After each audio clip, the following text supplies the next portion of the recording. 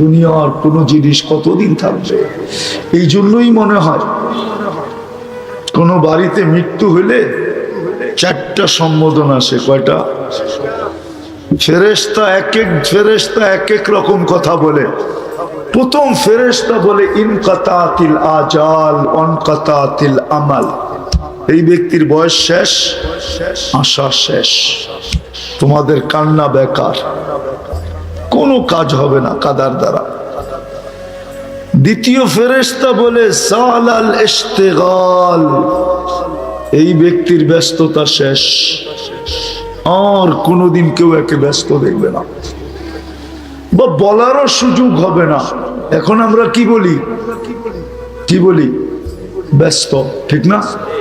কি বলি? আমি ব্যস্ত, আই এম ভেরি বিজি। আবার কেউ কেউ বলে আমার কাছে মরার সময় নেই, মনে হয় ও মরবই না, ঠিক না? কি বলে না? তো দ্বিতীয় ফেরেশতা বলবে জালাল ইশতিগাল, ব্যস্ততা শেষ, বাকিয়াল ওয়াবাল, সব গাঠি তোমার সামনে। তৃতীয় ফেরেশতা বলবে জাহাবাতিল আমওয়াল, যত অর্জন করছিল সব তোমার হাত ছাড়া, একটাও আর তোমার নাই। বাকিয়াতিল আমাল, আমল তোমার সাথে আছে। খায়রা ফা খায়রা, ভালো তো ভালো, শাররা ফা শাররা, খারাপ হলে খারাপ। ভালোরও অন্ত নাই, খারাপেরও অন্ত নাই। এখন খোলারও সময় নাই, শুধু এতটুক শুনে রাখেন, ভালো যদি হয় না, কবরের তিনটা কথা শুনে রাখেন। কবর বলবে, রাস যখন কবরের পাশে যাবে তো কবর সেলুট দিবে আর বলবে ইদান উহাব্বিলু লাকা বাতনি খাতরা, তোকে রাখতে দেরি, আমার পেট সবুজ শ্যামল হতে দেরি হবে না। ওয়া ইউহাব্বিল জিসমাকা নূরা, তো শরীর নুরানি হইতে দেরি হবে না। ওয়া ইয়াসআদ রূহুকা ইলাল্লাহ, তোর রূহ আল্লাহর সান্নিধ্যে চলে যাবে। তারাল জান্নাতা গুদুম্মা ওয়া আশিয়া, তুই সকালে জান্নাত দেখবি, বিকালে জান্নাত দেখবি, যদি ভালো হয়। আর খারাপ হলে ওটা বর্ণনা অতীত খারাপ হবে। তৃতীয় ফেরেশতা বলবে জাহাবাতিল আমওয়াল বাকিয়াতিল আমাল। চতুর্থ ফেরেশতা ধ্বনি দিতেছে, যেটা আমি বুঝাইতে চাইতেছি, তুবা লিমান কানা মাতআমুহু মিনাল হালাল, সুসংবাদ ওই ব্যক্তির জন্য যে হালাল ভক্ষণ করলো। ওয়া ইশতিগালুহু লিখিদমাতি জুল জালাল, নিজেকে আকর্ষণের পাত্র বানানোর জন্য, নিজেকে ফুটানোর জন্য যে 24 ঘন্টা ব্যস্ত ছিল। নারী তো নারী, পুরুষ তো পুরুষ, যুবক তো যুবক, বৃদ্ধ তো বৃদ্ধ, প্রত্যেক ব্যক্তি এটার ভিতরে ব্যস্ত ছিল যে আমি আল্লাহর কাছে নিজেকে আকর্ষণের পাত্র বানাবো কি করে। কিন্তু আফসোস, এই উম্মতের জন্য তো সহজ ছিল তো সহজ, এই উম্মতের মতো সহজ কারোর জন্য ছিল না। আমি একটা হাদিস দিয়ে আপনাদেরকে বুঝাইতে চাইতেছি। এই উম্মত যদি চিন্তা করতে করতে এই সিদ্ধান্তে পৌঁছলো যে আমার চিন্তাধারায়, আমার বিবেচনায়, আমার চিন্তায় দেখতেছি যে আমার দোজখ ছাড়া কোনো রাস্তা নেই। কোন যুবক, কোন পুরুষ, কোন নারী যে জীবনে তো কিছুই করলাম না, এই চেহারা আল্লাহকে কি করে দেখাবো? জান্নাতের তো আশা করতে পারতেছি না। তারপরে যদি তার মনের মুখের থেকে একটা আহ বাহির হয়, আহ বা হায় করলাম কি, হায় বাহির হয়, হায় করলাম কি, আহ বাহির হয়। পানি আসতে হবে না, পানি আসলে তো কোনো কথাই নেই, শুধু বাহির হইল, নির্জনে বসা, একাই কি বসা। আল্লাহ বলে ফালাম্মা তায়াক্কানতা বিল বাওয়ার ওয়া যানানতা আন্নাকা মিন আহলিন নার মানাহতু ইলাইকা রিদওয়ানি ওয়াল্লাইতু ইলাইকা গুফরানি ওয়া কুলতু লাকা লা তাহজান গফারতু লাকা যুনুবা ওয়াল আওসার ওয়া লিআজলিকা সাম্মাইতু নাফসি আল আজিজুল গফফার। কাশ আপনারা আরবি জানতেন। আল্লাহ বলে তুই আহ বলতে দেরি, তোমার মুখ দিয়ে আহ বাহির হইতে দেরি। আমি রেজার চাদর দিয়া তোমাকে ডাকতে দেরি করি না, মাগফিরাতে ডুবাইতে দেরি করি না, ছুটা এসা তোমার পেটে হাত দিয়া সান্ত্বনা দিতে দেরি করি না। চিন্তার কোনো কারণ নাই, তোমার গুনাহ খাতা মাফ না, এদের জবাব নেওয়া যাবে না। কিন্তু এই মজমায় যারা আছে, কে অভ্যস্ত যে আমি ডেলি ঘুমানোর সময় তওবা করে ঘুমাই? এক আধজন হাত উঠাইল, কিন্তু উচিত ছিল প্রত্যেক ব্যক্তি ঘুমানোর সময়। অথচ হুকুম দিছিলেন, হুকুম ছিল, হাদিসে আছে, ঘুমানোর সময় ইস্তেগফার 3 বার পড়া ঘুমাও। না নাই ইস্তেগফার নাই? আস্তাগফিরুল্লাহ আল্লাযী লা ইলাহা ইল্লা হুয়াল হাইয়ুল কাইয়্যুম ওয়া আতুবু ইলাইহি। হুকুম ছিল ইস্তেগফার 3 বার পড়া ঘুমা। তোর গুনার কত হলো? সমুদ্রের ফেনা পরিমাণ মাফ, গাছের পাতা পরিমাণ মাফ, বালুর কণা পরিমাণ মাফ। এত গুনাহ কি একদিনে সম্ভব নাকি? কিন্তু আফসোস তো এইখানে ঘুমের সময় কেউ তওবা করে ঘুমায় না।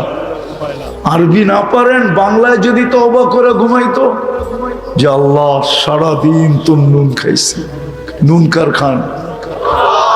ও যুবক, ডেলি নুন কার খাও? হ্যাঁ, তোমার যৌবনের যে এনার্জি, বলো এই এনার্জি বৃদ্ধের গায়ে আছে? হ্যাঁ, এটা কি নুন না? যুবকের যৌবনের যে এনার্জি, এটা কি আমাকে সভাপতি হিসাবে আসেনি? জিগাও তো, জিগাও। নাই, আমার আছে নাই? এটা কি নুন না?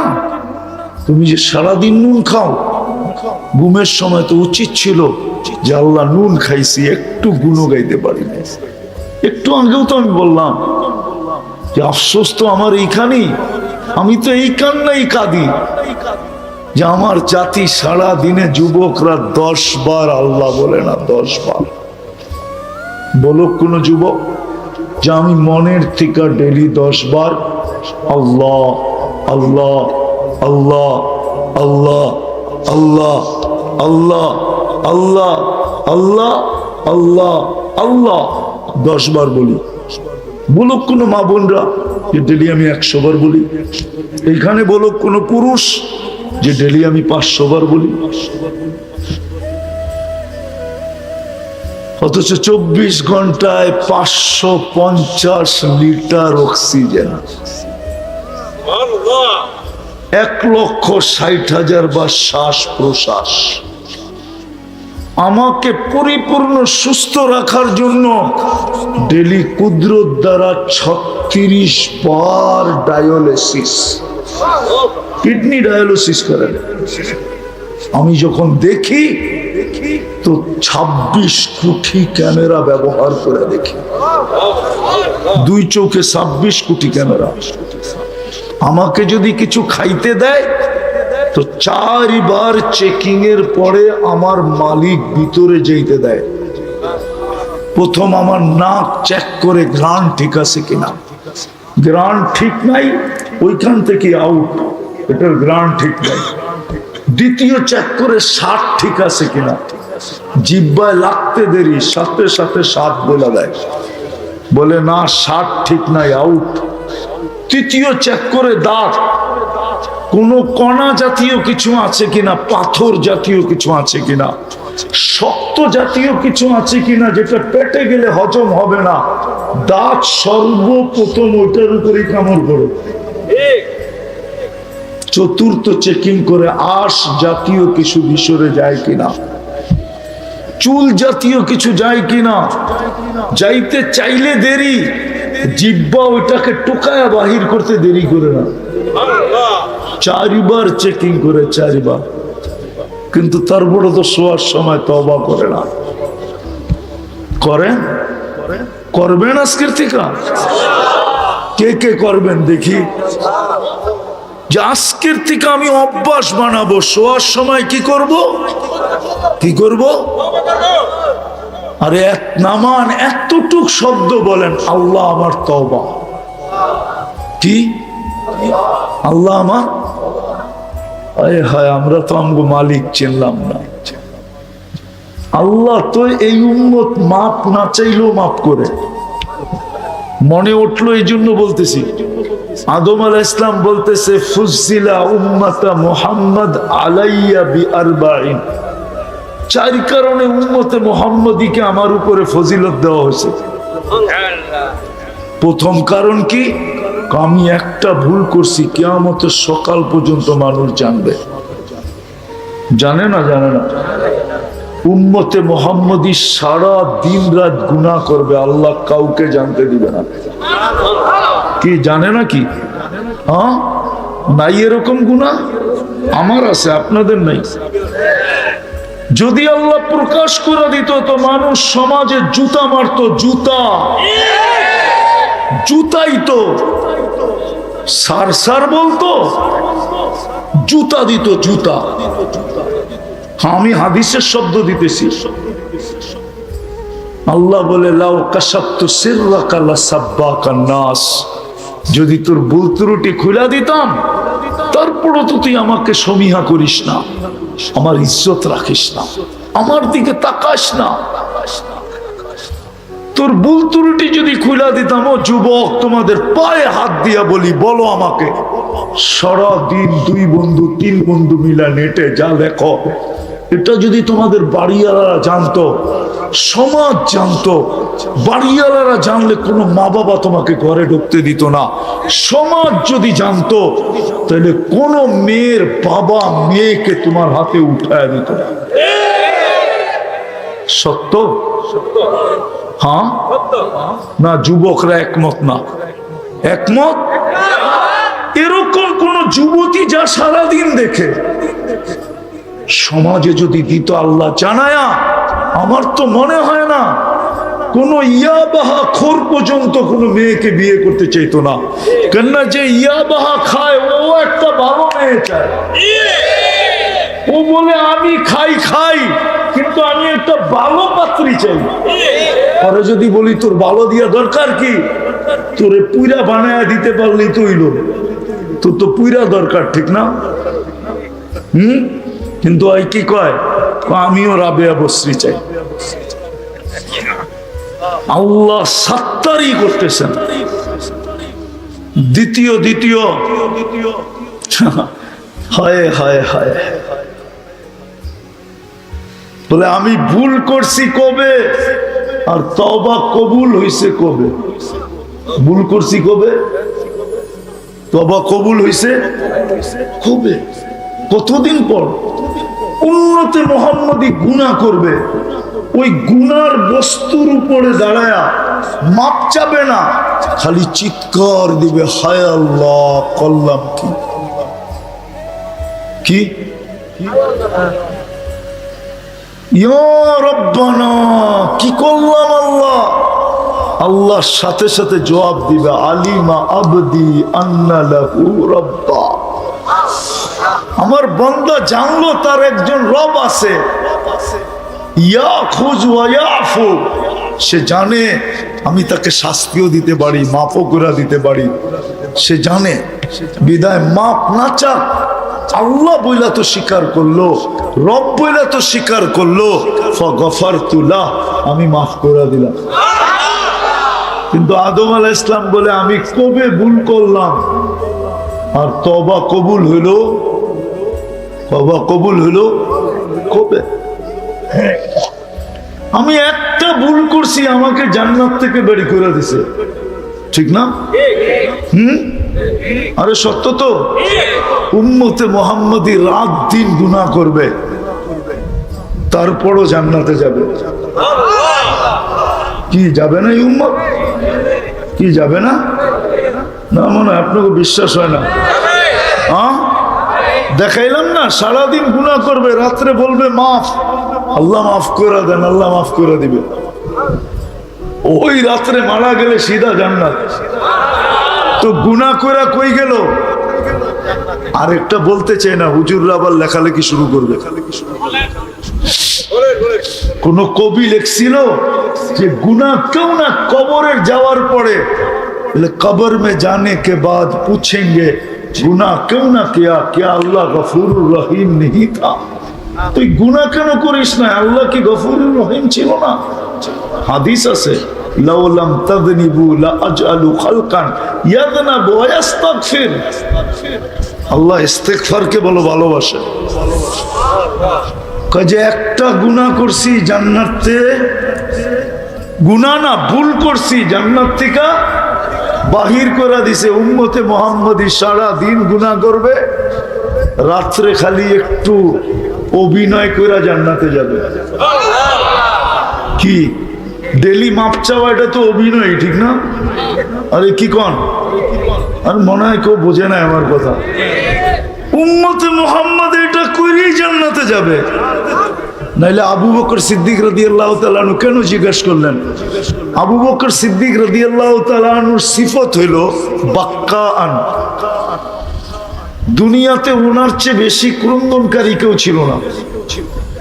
এই জন্য যখন আল্লাহ রসুল বলছে যে মুরু আবা বকরিন আন ইউসাল্লি বিন্নাস, আমি অসুস্থতার কারণে নামাজ পড়াইতে পারতেছি না, আবু বকরকে বলো নামাজ পড়াইতে। আম্মা জান আয়েশা রাদিয়াল্লাহু তাআলা আনহা বলেন, আর মানুষ খুঁজে পান নাই। কেন? রাজুলান বাক্কাআন, আপনার জায়গায় দাঁড়াবে, কাঁদতে কাঁদতে পড়া যাবে, এটারে বুঝি পাঠাইতেছেন নামাজ পড়তে।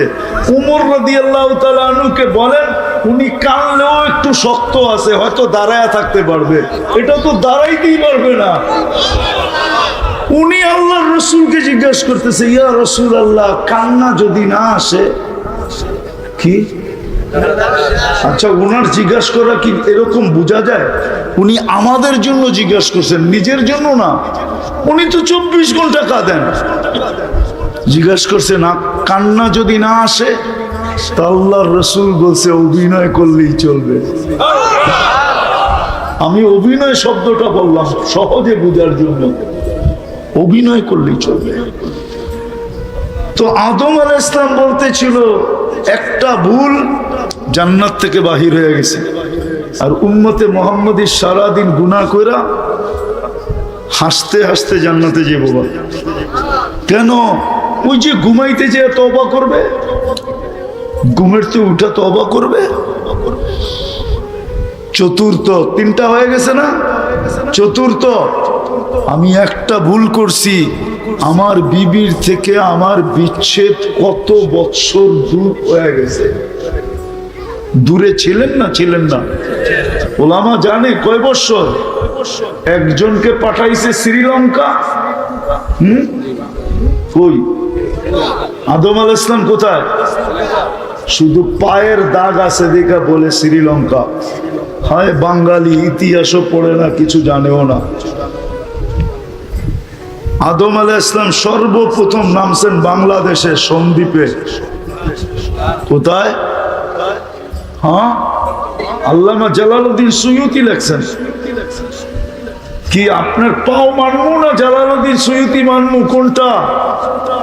জালালউদ্দিন সুয়ুতি লেখছে সর্বপ্রথম যে শহরে নামছেন, জমিনে নামছেন, ওটার নাম সারানদ্বীপ। গাজীপুরের আলেমরা ভালো মতে শুনে নেন, সারানদ্বীপ পড়া দেখেন জালালউদ্দিন সুয়ুতির ইতিহাস।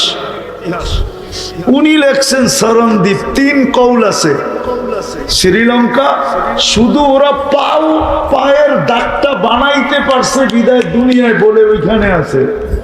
আপনারা পায়ের দাগটা বানাইতে পারেন না, শুধু পায়ের চিহ্নটা ওরা বানাইতে পারছে। তাহলে ইতিহাস বলে আমাদের দেশে প্রথম নামছেন আদম আলাইহিস সালাম। হ্যাঁ হ্যাঁ, এটা সবচেয়ে রাজে কৌল। দ্বিতীয় হলো শ্রীলঙ্কা, তৃতীয় হলো মালদ্বীপ। কোথায়? প্রথম কোথায়? এইখানে আদম আলাইহিস সালাম আর আম্মা জান কোথায়? জিদ্দা। আম্মা জান কোথায়? হায় হায়।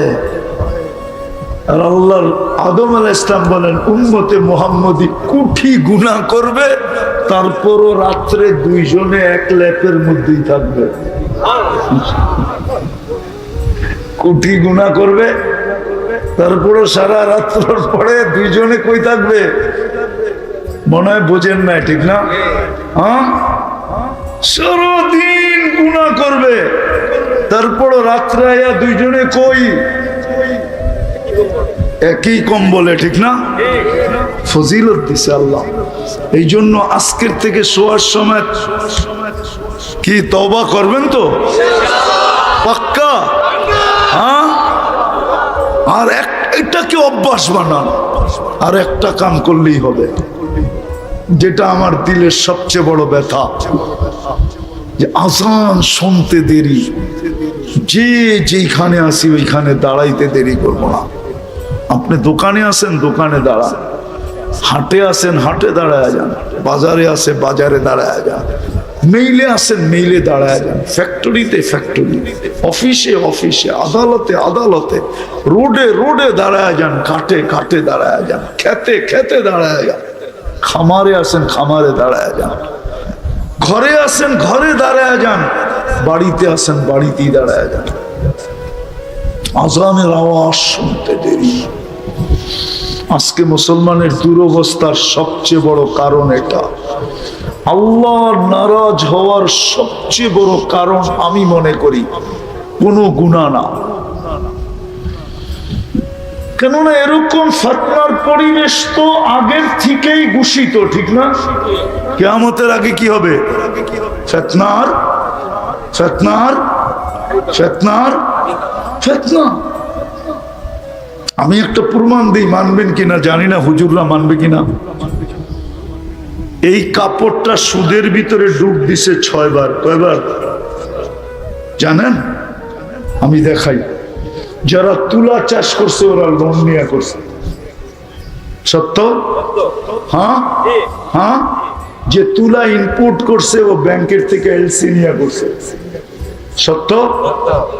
যে সুতা বানাইছে ও ডাইং, ও ফ্যাক্টরি করছে। যে সুতা বানাইছে ও ফ্যাক্টরি করছে ব্যাংকের থেকে লোন নিয়ে। কয়টা হইলো? যে গেরে বানাইছে ও লোন নিয়ে। কয়টা হইলো? হ্যাঁ। যে ডাইং করছে সেও লোন নিয়ে। কয়টা হলো? 5টা। আর যে ফিনিশিং করে বাজারে উঠাইছে ও ফিনিশিং কারখানা লোন নিয়ে। বলক সভাপতি সব, এটা তো 6 বার সুদের ভিতরে ডুব দিছে। সুদের দুয়ার ভিতরে 6 বার লাগছে। এই জন্য তো হুজুররা আমার উপরে রাগ হয়ে যায়। হুজুর গো পাগড়িতেও 6 বার সুদের দোয়া লাগছে। বলে তাইলে কি পড়বো না? না পড়বো, ফিতনার যুগ। কিন্তু যদি একটা কাজ করত, আজানের আওয়াজ শুনতে দেরি, ছুটে আসতে দেরি না করত, তাইলে মনে হয় আজকে এই দুরবস্থায় উম্মতের কোনোদিন হতো না। আজকে যে দুরবস্থা, আমি তো কালকে রাত্রে ভাবতেছিলাম যে আমার তো খাওয়া ছেড়ে দেওয়া উচিত। আমি খাই তো খাই কি করে? ফিলিস্তিনের চিত্র দেখলে আমি যদি মুসলমান হই তাহলে আমার খাওয়া মুখে উঠা উচিত না। কেননা মুসলিম এক শরীরের মতো। বাচ্চাদের রক্ত দেখলে আমরা দিব্যি চলতেছি না? ডেলি 2 রাকাত নফল পড়ি, আল্লাহর কাছে দোয়া করি না? 2 টাকা সদকা দেই, যে আসদকা তো তারুদ্দুল বালা। শুধু চিল্লাইতেছি আর চিল্লাইতেছি। চিল্লাম ছাড়া তো কিছু করতেছি না। কি হুজুর রাগ হয়ে গেলেন? পায়ে হাত রাখি, চিল্লাম ছাড়া কি করি বলেন? বলুক এই মজমা যে আমরা ডেলি 2 রাকাত সালাতুল হাজত পড়ি। বলুক এই মাদ্রাসা যে ডেলি আমরা ফিলিস্তিনের জন্য 1 ইয়াসিন খতম করি। রাগ হয় না, পায়ে হাত রাখি। যখন এইখানে করে না, অন্য কেউ করে না। যে ডেলি আমি 41 বার ইয়াসিন পড়ি শুধু ফিলিস্তিনের নামে, তারপরে দোয়া করি আল্লাহ তোর ইয়াসিনের বরকতে একটু সাহায্য করে দেখা না। আজকে যদি মুসলমান শুধু নামাজ ধরে রাখতো, শুধু নামাজটা, অথচ আল্লাহ ডাকে আসে না। কে ডাকে? কে ডাকে? কে ডাকে? শুধু আল্লাহ ডাকে। আল্লাহ তো জোরে বলতে চায় না। আল্লাহ বলতে চান? কে ডাকে আমাদেরকে? মন খুইলা বলেন আল্লাহ। যত জোরে মন খুইলা আল্লাহ বলবেন, ভিতরটা ওপেন হয়ে যাবে। ওপেন। কোন এটারে কি বলে, আরে কি ব্লক শ্লোক থাকবে না, সব ওপেন হয়ে যাবে। আল্লাহ বলার মতো বলে না। তো শুধু আল্লাহ ডাকে না, তো রহমানও ডাকে, রহিমও ডাকে, মালিকও ডাকে, কুদ্দুসও ডাকে, সালামও ডাকে, মুকমিনও ডাকে, মুহাইমিনও ডাকে, আজিজও ডাকে, জব্বারও ডাকে, মুতাকাব্বিরুল খালিকুল বারিউল মুসাব্বিরুল গফফারুল কহ্হারুল ওয়াহাবুর রাজ্জাকুল ফাত্তাহুল আলিমুল কাবিদুল বাসিতুল খাফিদুর রাফিউল মুইজ্জুল মুদিল্লুস সামিউল বাসীরুল হাকামুল আদলুল লতীফুল খাবীরুল হালিমুল আযীমুল গফুরুশ শাকুরুল আলিকুল কবীরুল হাফিজুল মুকীতুল হাসিবুল জলিলুল করিমুর রকিবুল মুজিবুল ওয়াসি আল হাকিমুল ওয়াদুদুল মজিদুল বাঈতুশ শাহীদুল হকুল ওয়াকিলুল কবিয়ুল মতিনুল ওয়ালিয়ুল হামিদুল মুসি আল মুবদি আল মুঈদ আল মুহয়ি আল মুমীত আল হাইয়্যু আল কাইয়্যুম আল ওয়াজিদ আল মাজিদ আল ওয়াহিদ আল আহাদ আস সামাদ আল কাদির আল মুকতাদির আল মুকদ্দম আল মুআখ্খার আল আউয়াল ওয়াল আখির আল যাহির ওয়াল বাতিন আল ওয়ালি আল মুতাওয়ালি আল বাররু التواب المنتقم العفو الرؤوف مالك الملك ذا الجلال والإكرام المقسط والجامع والغني والمغني المانع الضار النافع النور الهادي البديع والباقي الوارث الرشيد الصبور جل جلاله 99 পদের মালিক আল্লাহ ডাকো। 80% মুসলমান নামাজ পড়ে না, অথচ এক ওয়াক্তে 10 ওয়াক্তের সওয়াব দেওয়ার রাজি। এক ওয়াক্ত পড়বে, 10 ওয়াক্তের সওয়াব দিবে। একটু আমি ভুল বলছি? এক ওয়াক্ত পড়বে, জামাতের সাথে 270 ওয়াক্তের সওয়াব দিবে। কত কত? 270 ওয়াক্তে, তারপরে পড়ে না। অথচ 24 ঘন্টা নুন খায় কার? তো আপনাকে পিটাবে না, পিটাবে কাকে বলেন? কাকে পিটাবে? এই জন্যই তো আজকে নারাজ, এই জন্যই তো নারাজ। আজকে কয় তারিখ? আজকে নভেম্বরের 3 তারিখ, ঠিক না? অক্টোবরের 7 তারিখে 1 বছর হয়েছে। অক্টোবর মাস 31 ছিল, ঠিক না? হ্যাঁ, আজকে কয় তারিখ? 3 তারিখ, ঠিক না? 4 দিন কম 1 বছর 1 মাস হইতে চলল।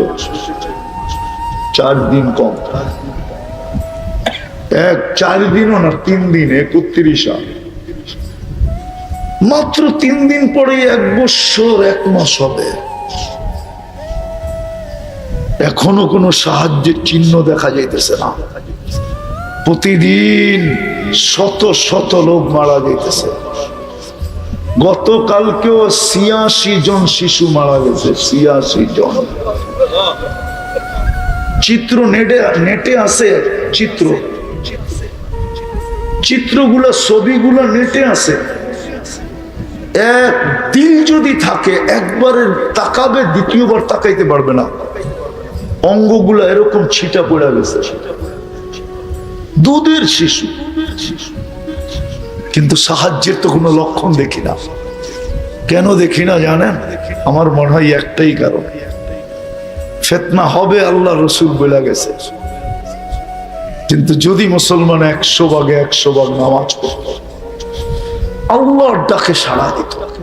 এই জন্য পায়ে হাত দিয়ে শেষ কথা বলতেছি, চলেন আজকের থেকে আমরা অঙ্গীকার করি, এই মজমায় বৈশা এখন আল্লাহ আমাদের দুনিয়ার ছাদে আঁকা প্রথম আকাশ ডাকতেছে মাফ করার জন্য।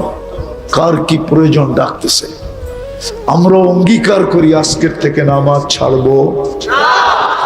পাক্কা ওয়াদা? যুবকরা কি বলে? যুবকরা নামাও, তুমি গুনাহ করো, আমি অনুমতি দিতেছি না, কিন্তু আমার কথাটা বোঝো, তুমি গুনাহ করো, আমার কোনো অবশ্যই, কিন্তু নামাজ ছেড়ো না। মুসলমান নামাজ ছাড়তে পারে না। ওর চেয়ে বড় নিকৃষ্ট কেউ নাই যে আল্লাহর ডাকে সাড়া দিল না। বিশ্বাস করেন আমার কথা। আব্দুল কাদের চিলানি লেখছে, শুকর বলে আল্লাহ, ওর চেয়ে বড় নিকৃষ্ট আমার কাছে কেউ নাই যে নামাজ আজান শুনলো, নামাজের জন্য আসলো না। এই জন্য আমার একটা অনুরোধ, আমি যখনই ঘুমের থেকে উঠবো আর চক্ষু খুলবো, আমার প্রথম দৃষ্টিটা যেন কোনো বেনামাজির উপরে না পড়ে। পড়বেন নামাজ? পাক্কা? সত্য? হ্যাঁ। ফিলিস্তিনের জন্য দোয়া করেন, ডেলি সদকা দেন, 2 টাকা দেন। আর সদকা তো তারুদ্দুল বালা, বিপদকে দূর করে। ডেলি 2 রাকাতে দেন, 2 টাকা এদের নামে সদকা করেন, 2 রাকাত নফল পড়া দোয়া করেন। নাইলে কোনো চিহ্ন দেখতেছি না। মিডিয়ার এই সমস্ত কথা, বাস্তব কিছু দেখতেছি না। সাহায্য কবে আসবে? আর এটা ছাড়া সাহায্য আসবে না। শুধু চিৎকার দিলে সাহায্য হবে না, আপনি বললেই হবে। আপনি এখান থেকে ছুটা চলে যাবেন ফিলিস্তিন, পারবেন? হ্যাঁ পারবেন? পারবেন? হ্যাঁ। আরে অন্য দেশ অনুমতি দিলে দিতেও পারে, সর্বপ্রথম আপনার পাশেরটাই তো নিবে না। কেন? ওই দেশ তো ইসরায়েলের মহাবন্ধু, সে তো চাবে না আপনি ওইখানে যে ইসরায়েলের পক্ষে লড়েন, ফিলিস্তিনের পক্ষে লড়েন। আপনি খালি চিৎকার দিলে হবে নাকি? খালি মাঠ গরম করলেন আর যুবকরা কতক্ষণ স্লোগান দিল, শেষ। আসল কাজ করেন, রাত্রে ওঠেন, চোখের পানি ঝরান, 2 রাকাত পড়েন, আল্লাহর কাছে হাত উঠান, সকালে ওঠেন। আমি তো দেখতেছিলাম চাঁদা করতেছিল, ফিলিস্তিনের নামে 2 টাকা করে এই মাদ্রাসায় দেওয়া যায়। এই মহল্লাবাসী যদি ডেলি 2 টাকা করে ফিলিস্তিনের নামে এইখানের এতিম ফান্ডে, গোরাবা ফান্ডে দেয়, তো আমার মনে হয় ডেলি 1 লাখ টাকা এমনি জমা হবে। মানুষও যতক্ষণ পর্যন্ত মানুষের মতো মানুষ না হয়, যুবক যতক্ষণ পর্যন্ত যুবকের মতো যুবক না হয়, নারী যতক্ষণ পর্যন্ত নারীর মতো না হয়, নারীর মতো না হয়, পুরুষ যতক্ষণ পর্যন্ত পুরুষের মতো না হয়। আমি দুনিয়ার আকর্ষণ বুঝাইতে চাইতেছি না। দুনিয়া তো দুনিয়াই, ঠিক না? দুনিয়া একটা প্রবাদ বাক্য আছে, কয় দিল লাগি দেওয়ার সে পরি কে আছিস, মনে হয় বোঝেন না? সভাপতি সাহেব মনে হয় উর্দু বোঝে না, তো কয় দিল লাগি দেওয়ার সে পরি কে আছিস। কয় চোখে যেটা ভালো লাগছে, আর পরি দিয়া কি করবো, চোখে ভালো লাগছে তো লাগছে। বাংলা একটা প্রবাদ বাক্য আছে, কয় খিদায় চায় না কি ধর্মীয়, খিদায় চায় না পান্থা বাদ, ঘুম দেখে না ভাঙ্গা খাট। আর আরেকটা বললাম না, ওইটাই বলে দেখে না জাত বেজাত। এটার নাম হলো দুনিয়া, এটার নাম হলো ভাঙ্গা বললাম না আর কি, ওইটাই বলে জাত বেজাত দেখে না। আমি দুনিয়ার আকর্ষণ বুঝাইতে চাইতেছি না, আমি বুঝাইতে চেতেছি, যুবক যতক্ষণ পর্যন্ত যুবকের মতো না হয়, বানা যৌবন দেনেওয়ালা আল্লাহ, যিনি যুবকের ভিতরে যৌবন দিয়ে আকর্ষণের পাত্র বানাইছেন। যুবক, তোমার ভিতরে যদি যৌবন না থাকে, কেউ তোমার দিকে আকর্ষিত হবে না, কোনো দাম নাই তোমার। কেননা যৌবন কোথাও বিক্রি হয় না, না মডার্ন হার্বাল, না কলিকাতা হার্বাল, না চাইনিজ হার্বাল, না আমেরিকান হার্বাল, দুনিয়ার কোনো হার্বালে আমার মনে হয় লোকমান হাকিমের হার্বালেও নাই যৌবন। আছে নাকি? হ্যাঁ, যৌবন তো একমাত্র আল্লাহ দেয়। তো যুবক যতক্ষণ পর্যন্ত, ফুল যতক্ষণ পর্যন্ত না ফোটে, যুবক যদি নিজেকে না ফুটাইল, আল্লাহর কাছে আকর্ষণের পাত্র হবে না, রসুলের কাছে আকর্ষণের পাত্র হবে না। আমি দেখাইতেছি, যুবক যদি ফুটায়, তো আল্লাহর কাছে নিজেকে যদি ফুটায়, আকর্ষণের পাত্র কেমন হয়। জমিন দিয়া চলতে থাকে, আর আল্লাহ ফেরেশতাদেরকে দেখায় দেখায় বলতে থাকে, ইন্নী উবাহি বিহিল মালাইকা, এই যুবককে নিয়ে আমি তোমাদের উপরে গৌরব করি। কেমন আকর্ষণের পাত্র! আল্লাহ গৌরব করে। আল্লাহ কাদের উপরে? ফেরেশতাদের উপরে গৌরব। আবার কখনো কখনো এটাও বলে, লাওলা শাবাবা খুশা, এই যুবক যদি জমিনে না থাকতো, লাজালতু সামা হাদিদা, আমি আকাশকে লোহার বানায় দিতাম, ওয়াল আরদা সাফসাফা, জমিনকে তামার বানায় দিতাম, ওমা আনজালতু মিনাস সামাই কতরা।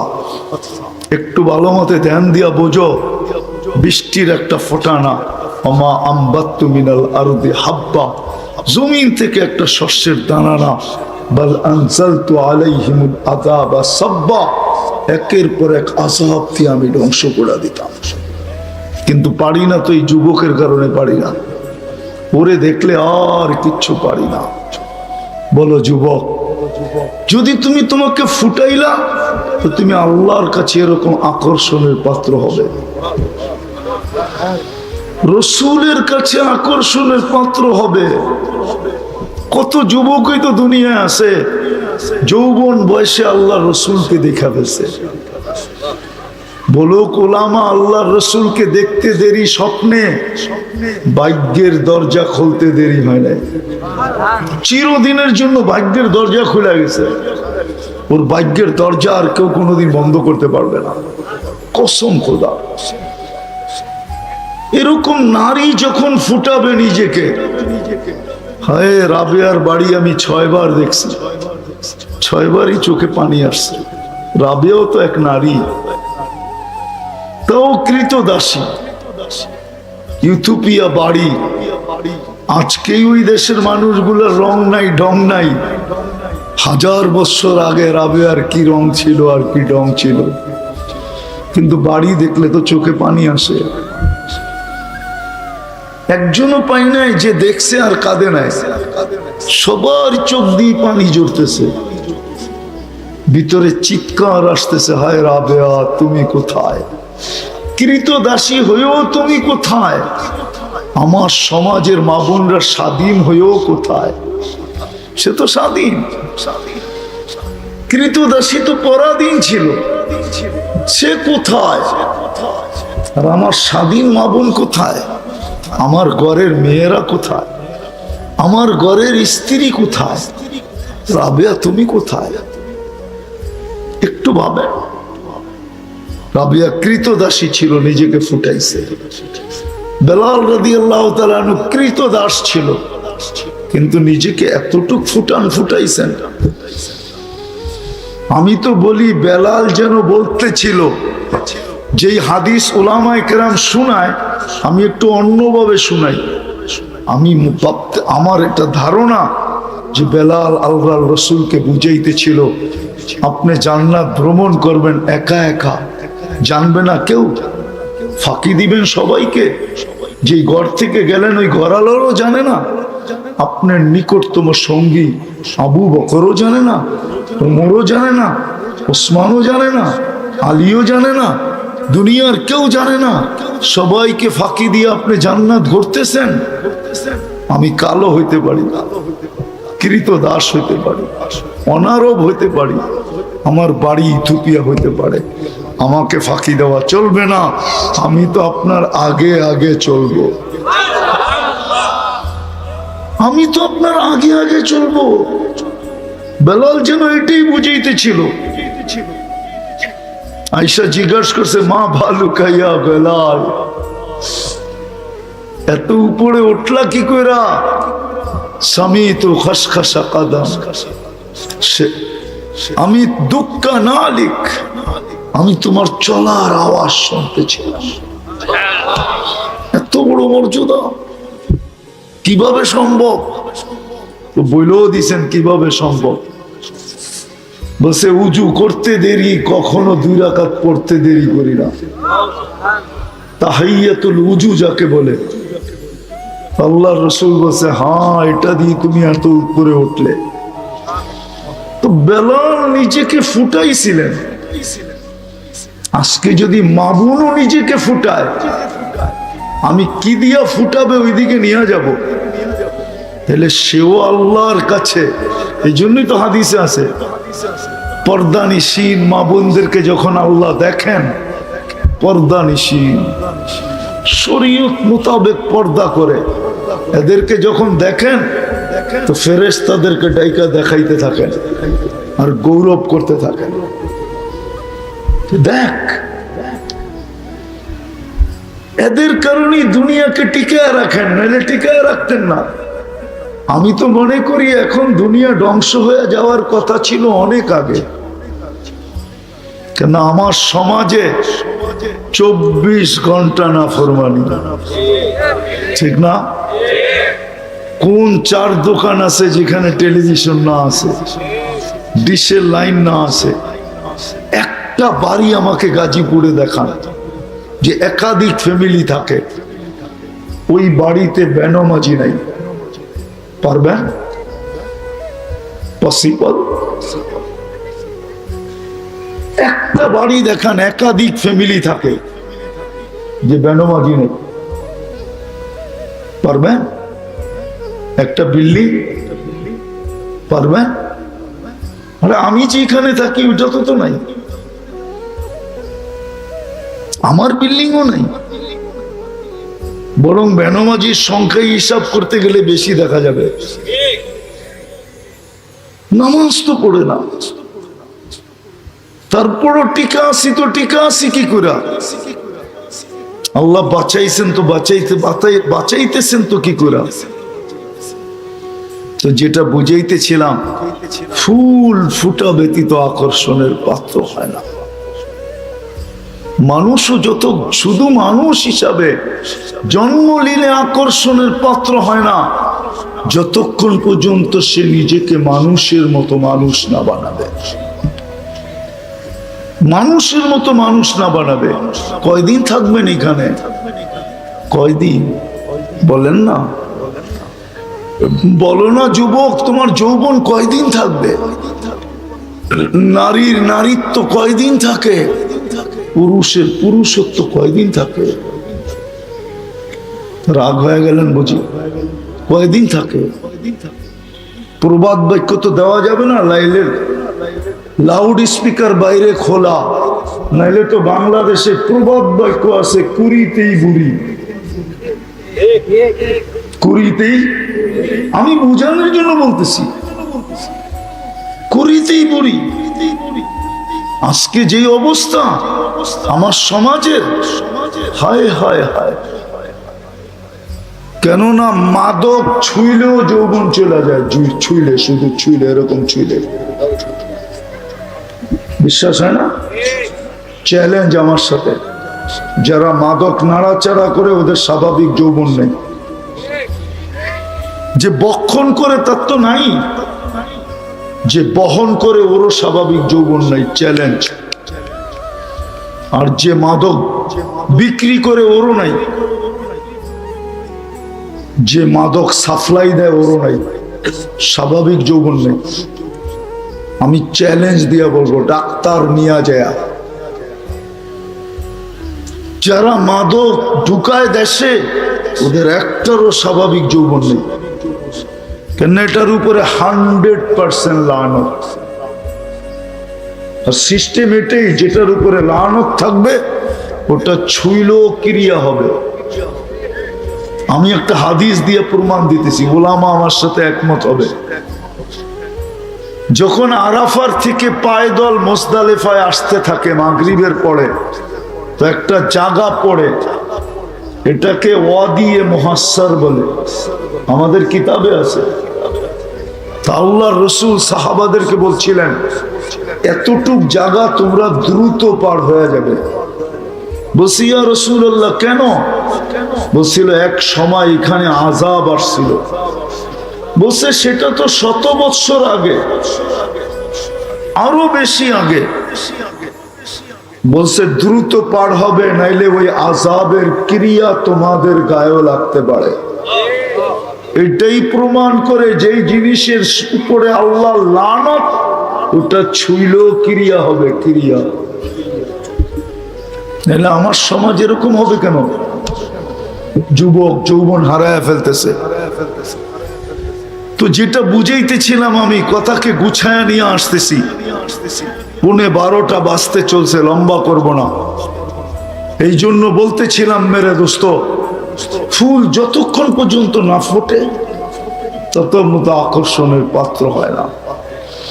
মানুষ মানুষ হিসাবে জন্ম নিলেই আল্লাহর কাছে আকর্ষণের পাত্র হবে না, যতক্ষণ পর্যন্ত সে নিজেকে মানুষের মতো মানুষ না বানাবে, যুবক যুবকের মতো যুবক না বানাবে, নারী নারীর মতো নারী না বানাবে, পুরুষ পুরুষের মতো পুরুষ না বানাবে, ধনী ধনীর মতো নিজেকে না বানাবে, যতক্ষণ পর্যন্ত নিজেকে না বানাবে, না ফুটাবে, ততক্ষণ পর্যন্ত আল্লাহ রসুলের কাছে আকর্ষণের পাত্র হবে না। সারা দুনিয়া আকর্ষণের পাত্র হইলেও কিছু আসে যায় না। কতক্ষণ? বিশ্ব সুন্দরী যখন 1 বৎসর হওয়া যায়, 2য় বৎসর হওয়া যায় না, 1 বৎসরে যখন ওর রূপ খোসা পড়া যায়, তাহলে বাকি আর কতক্ষণ থাকবে? বিশ্ব সুন্দরী তো 2য় বৎসর হওয়া যায় না। ছিলাম না, আবার অচিরেই আসবো, থাকবো না। যার কাছ থেকে আসছি তার কাছে চলে যাব। কিন্তু একটা প্রশ্ন বলতে পারেন, কথা বলার ভঙ্গিও বলতে পারেন। বলেন, আমাদের প্রস্তুতি কতটুকু? চলে যে যাব, প্রস্তুতি কতটুকু? বিশেষ করে যুবকদেরকে বলতেছি, বলো যুবক, প্রস্তুতি কতটুকু? পুরুষদেরকে বলতেছি, প্রস্তুতি কতটুকু? মা বোনদেরকে জিজ্ঞাসা করতেছি, প্রস্তুতি কতটুকু? কিন্তু এটাও তো সত্য, কে কখন যাবে কেউ জানে না। কে কখন যাবে কেউ জানে না। দুনিয়াটা উন্নত, টেকনোলজি সমৃদ্ধ, দুনিয়াটা এখন আঙ্গুলের মাথায়, টাচ করতে দেরি, সারা দুনিয়া সামনে আসতে দেরি করে না। কিন্তু তারপরও তো কোনো মেশিন তৈরি হলো না কে কখন যাবে, জানার কোনো উপায় আছে কিনা। এরকম কোন মেশিন তো আজ পর্যন্ত বিজ্ঞান পায় নাই খোঁজা। যে কোনো মুহূর্তে চলে যেতে হবে, ভালো মতে বুঝি, কিন্তু যেই কোনো মুহূর্তে চলে যেতে হবে, বেশি দিন থাকা যাবে না। কিন্তু আমার প্রশ্ন বা কথার ভঙ্গি হলো, আমাদের প্রস্তুতি কতটুকু? কতটুকু আমি প্রস্তুতি নিলাম? সত্য তো এটাই, সত্য তো এটাই। বংশ হইলেই, বংশ যদি মানুষের পরিচিতি হইতো আল্লাহর কাছে, তাহলে আমি মনে করতাম যে কুরাইশের সমস্ত কুরাইশি জান্নাতি হইতো। কুরাইশের চেয়ে উত্তম বংশ তো আল্লাহ বানান নাই। এটা আমি বলতেছি না, জিবরিল আলাইহিস সালাম বলতেছেন, কাল্লাবতুল কাবাইলা কুল্লা মা ওয়াজাদতু আশরাফা মিন কুরাইশ। সমস্ত গোত্রকে ছাইনা দেখলাম, কুরাইশের চেয়ে উত্তম কোন বংশ নাই। যদি সোসাইটির হইলেই হইতো তাহলে মক্কার চেয়ে উত্তম কোন জমিন দুনিয়াতে নাই। আমি বলতেছি না, জিবরিল আলাইহিস সালাম বলতেছে, কাল্লাবতুল কাবাইলা কুল্লা কাল্লাবতুল আরদা কুল্লা মা ওয়াজাদতু আতিয়াবা মিন মক্কা। দুনিয়ার জমিন কেন, সমগ্র জগতের জমিন ছাইনা দেখছি, মক্কার চেয়ে উত্তম কোন জমিন নাই। মক্কার চেয়ে উত্তম কোন সোসাইটি নাই। মক্কার সোসাইটি সবচেয়ে উত্তম সোসাইটি। নাইলে আল্লাহ নিজের ঘরটা ওইখানে রাখবেন কেন? দ্বিতীয় দ্বিতীয় তৃতীয় তৃতীয় তৃতীয় তৃতীয় তৃতীয় তৃতীয় সম্পর্ক যদি হইতো তাহলে তো কোরআন অনেক সম্পর্কের কথাই আমাদেরকে বুঝান। একদিকে বাপ বেটার সম্পর্ক বুঝান, আরেকদিকে বেটা বাপের সম্পর্ক বুঝান। যদি সম্পর্ক হইতো তাইলে ইব্রাহিম আলাইহিস সালামের আব্বার জাহান্নামে যাওয়ার কোনো সুযোগ ছিল না। যদি বেটার দিকে দেখা হয় তাহলে নূহ আলাইহিস সালামের ছেলের জাহান্নামে যাওয়ার কোনো সুযোগ হতো না। যদি স্বামী স্ত্রীর দিকে দেখা হয়, যেখানে একজনের কোনো অঙ্গ আরেকজনের কাছে লুকায়িত থাকে না, সমস্ত দুইজনের অঙ্গ দুইজনের কাছে বিলকুল প্রস্ফুটিত, কোনো লুকায়িত না, তাইলে নূহ আলাইহিস সালাম লূত আলাইহিস সালামের স্ত্রীদ্বয়ের জাহান্নামে যাওয়ার কোনো সুযোগ ছিল না। বিদায় আমার কথা শুরু ছিল ছিলাম না, অচিরেই আসবে থাকবো না। কিন্তু প্রশ্ন হলো প্রস্তুতি কতটুকু, কতটুকু আমাদের প্রস্তুতি। যে কোনো সময় তো উঠে যেতে পারি।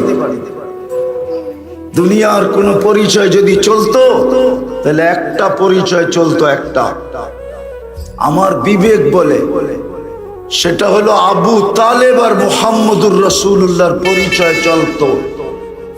আপনি জানেন না আবু তালেবকে আর মুহাম্মদুর রাসূলুল্লাহকে? আমরা হয়তো জানি আমাদের নবী, ঠিক না? দুঃখ তো আমার এইখানেই, সারা বাংলাদেশে দেখবেন শুধু দুটা শব্দই বেশি পাবেন, একটা হলো ওয়াজ মাহফিল আর একটা হলো তাফসীর মাহফিল। সিরত মাহফিলও পাবেন না, শানে রাসালতও পাবেন না, শানে সাহাবাও পাবেন না, শানে ওলামাও পাবেন না, শানে আউলিয়াও পাবেন না। হুজুররা রাগ হয়ে যাবে, কেননা শুদ্ধ এলাকার লোক তো, আমরা তো তেমন একটা শুদ্ধ বেশি জানি না, রাগ হয়ে যাবে। যেইখানে দেখবেন বাংলাদেশে হয়তো তাফসীর মাহফিল নাইলে ওয়াজ মাহফিল, না সিরত মাহফিল, না শানে রাসালত, না শানে সাহাবা।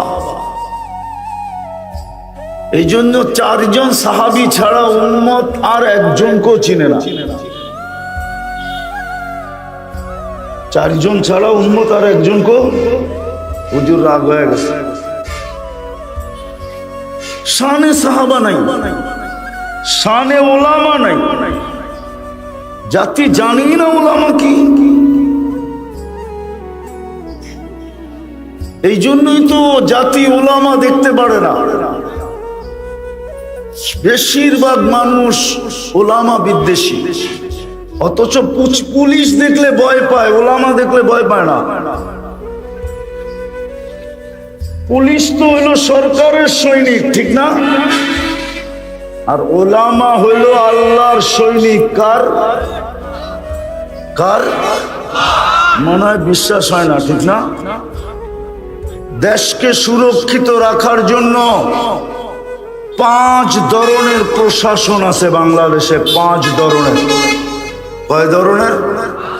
শুধু দেশকে না, দেশ এবং দেশের স্বাধীনতা সার্বভৌমত্বকে অক্ষুণ্ণ রাখার জন্য 5 ধরনের সরকারি, একটা হলো পুলিশ বিভাগ, এটা হলো দেশের অভ্যন্তরীণ শৃঙ্খলাকে ঠিক রাখার জন্য, শান্তি নিরাপত্তাকে ঠিক রাখার জন্য সরকারের পক্ষ থেকে নির্বাচিত হলো পুলিশ বাহিনী।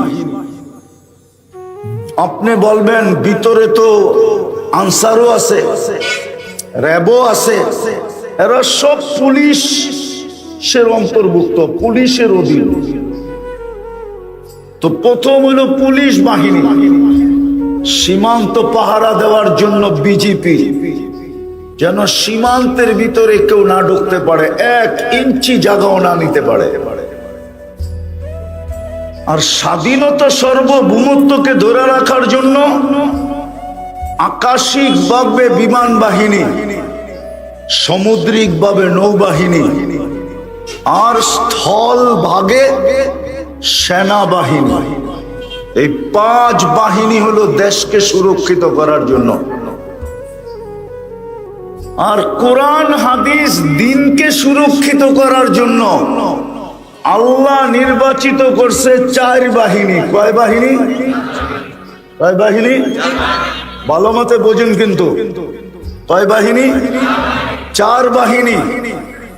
হরফের জন্য আল্লাহ নির্বাচিত করছে কারীদেরকে, যেন হরফ অক্ষরকে কেউ কোনোদিন বিকৃত না করতে পারে। কারীরা এটাকে ঠিক রাখবে। মাখরাজ যেখান থেকে উচ্চারণ, ওইখান থেকে যেন চুল পরিমাণ এদিক ওদিক না করতে পারে।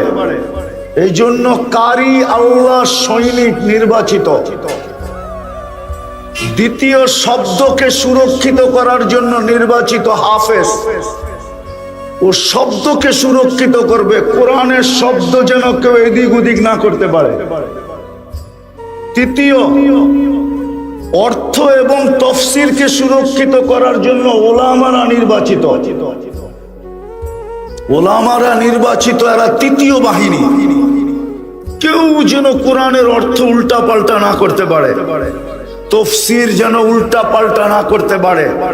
করতে দেরি ওইখানেই ওকে ধরতে দেরি করবে না। সত্য তো?